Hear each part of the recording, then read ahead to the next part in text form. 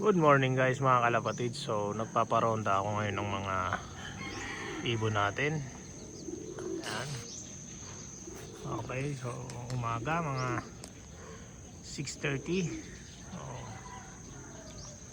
paronda tayo ngayon. So papansinin niyo kakaunti ang rumoronda sa mga ibon ko.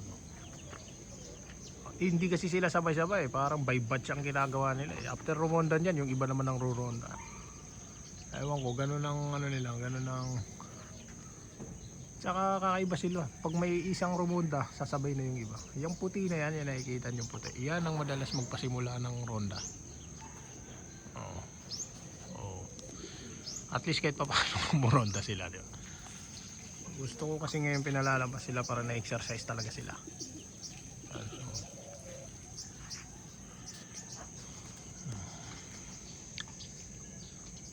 Tignan mo, mamaya yan may isang batch na naman. Naroronda dyan mamaya.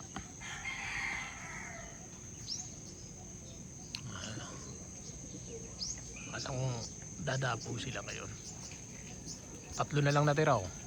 Ito yung dalawa oh.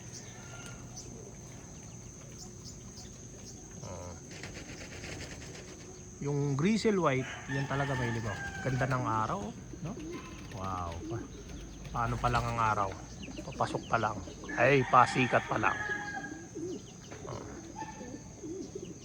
Ano na sila?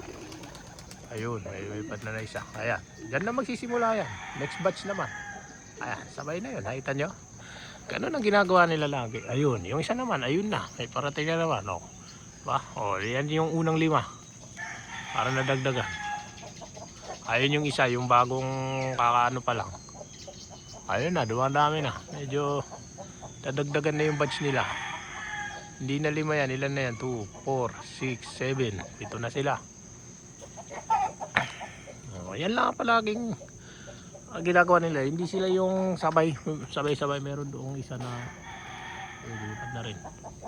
Iwan lang kung may bumuga o lumipat lang. So ayun no, meron pang umahabol doon na puti oh. Yun na. Nagingay na yung mga manok ko.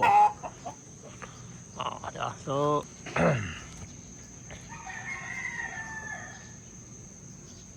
yan sa may bandar yan, teritoryo ni Boss X Monkey na yan. So ewan ko nga ba't hindi ngayon nagpaparonda si Boss eh. Ayan o, diba? Marami na yung mga ibong ko ngayon. Dumami na sila o, yung mga rumorondo. Sa Makati, doon sa pinagtatrabaho kasi doon ako nagtatrabaho sa Makati. May mga nagkakalapati din doon. Malapit doon sa pinagtatrabahuan ko. Malapit doon.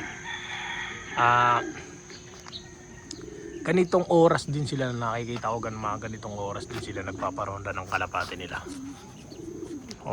Madalas ko yun panoorin.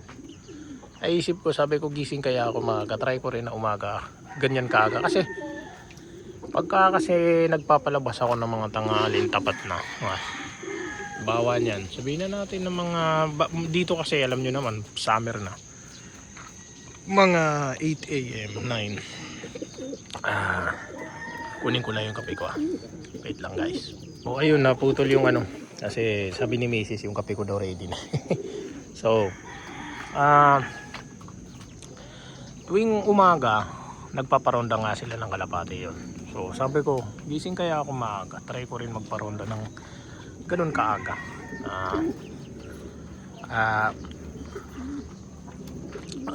Sobrang aga magparonda mga 6, 7. Kasi dito kasi sa atin, dito sa alam nyo naman, dito sa atin sa Pilipinas, mga tanghali pa lang, mga sabihin na hindi pa nga tanghali, umaga pa lang mga 9 or 8.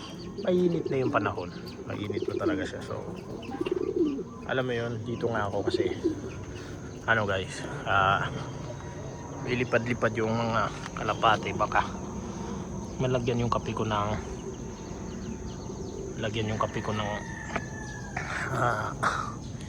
ipot nila. So alam nyo naman dito sa atin sa Pilipinas sobrang init pagka diba mga tanghali pa lang, ay mga 8 pa lang, 8, 9 may, lalo na ngayong summer.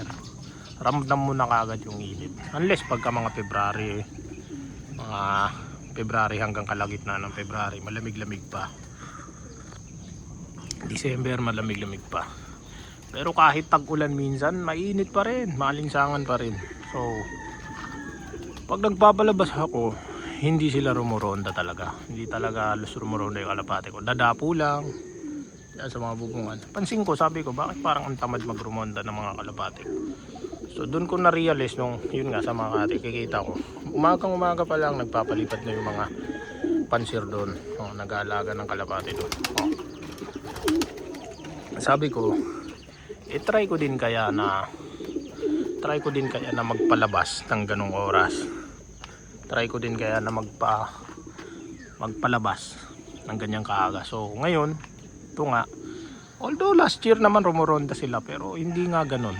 Hindi talaga, pag summer hindi talaga sila mahilig rumonda.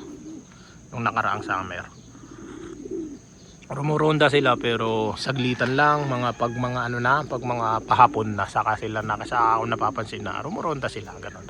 Pero saglit lang talaga sila rumonda. So doon ko na nga na-realize, nasa Makati ako, doon ko kalalaman na ganun pala dapat. Ganun pala dapat magpalabas ng ipon. Yung iba naman, yung mga mahihilig mga rera, ang sabi nila nagpapalabas daw sila yung mga tanghali pa lang. Doon daw sila nagpaparonda kasi parang sinasanay na nila yung kalapati nila sa malayo ang lipad, mahaba ang lipad. So mga ganong oras nila tinitrain yung kalapati nila. So ano naman magawa ko kung ayong humunda ng ibon ko ng ganon. So siguro nasa lahi din may kalapati daw kasi talaga na pagka pangarera talagang patayan niya sa ronda, matagal talaga rumonda. Minsan nga mayroon pang nagsabi isang oras daw inaabot yung ronda niya. Totoo ba yun? Isang oras? Diba? So akin alam nyo naman, hindi naman ganun kagaganda ibon, lahi ng ibon ko. Hindi ko naman sinasabi na mga pangit ibon ko, pero masasabi ko na compare doon sa sinasabi nilang isang oras na ronda, hindi nga kaya talaga ng kalapati ko yung gano'n. So isipin mo na lang may ganun kang ibon, no? So suggest nga kayo, anong oras ba dapat nagpaparonda? Kasi ako, ito talaga nakita kong idea, itong mga ganito kaaga. Kasi nakikita ko pagka nagpalabas ako ganyan, ronda agad sila. Talagang sibatan agad sila. Mas pinipili ko na ng ganitong oras. Isa pa, ganito, nakakapagkape ako sa umaga, naaarawan ako. So alam mo yun, kung nagiging healthy yung mga ibon ko, nagiging healthy na rin ako. So at saka enjoy na sila ngayon panoorin kasi nga nakikita ko maronda na sila. Although hindi sila ganun katagal rumonda siguro. Ayun, yung gaya nung kanina, ronda nila medyo saglit lang ronda nila. Pero at least nakita ko talaga maronda sila. Napaka-importante kasi ng pagronda guys, napaka-importante ng palipad-lipad nila. Si exercise yan sa kanila nagiging healthy talaga sila dyan sa ganyan. Pag rumoronda sila, nagiging healthy talaga sila.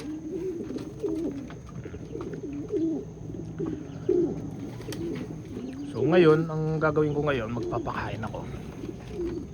Tapos walis-walis. And then bukas siguro, bago ako pumasok, linggo kasi bukas, walang pasok.